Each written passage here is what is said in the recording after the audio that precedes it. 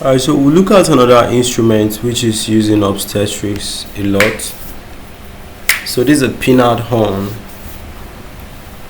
Pinard Horn. Alright. So Pinard Horn is an instrument that, okay, you just put it. It's not electrical. This is just what the Pinard Horn is. So you put it on the tummy of a pregnant woman, and you are able to, get the fetal heartbeat. Okay.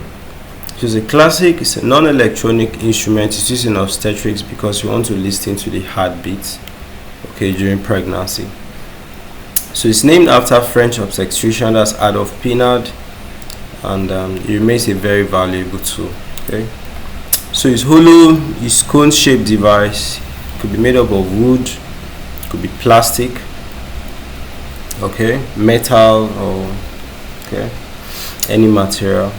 So it has a wide end and one narrow end.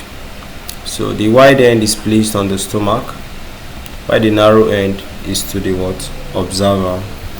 So how it works: the horn amplifies sounds from the fetal heart, best used after 20th week gestation, with fetal when fetal heart rate is mostly being heard.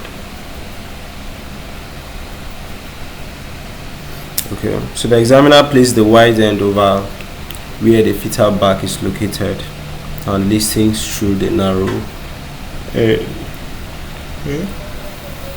So advantages: no batteries or electricity, so it can be used in rural areas too. Encourages hands-on skills. Okay, so the person learning it is able to use their hand.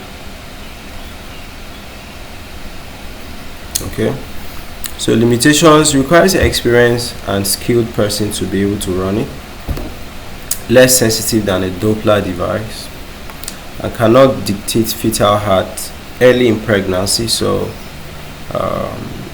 it's normally from 20th week up.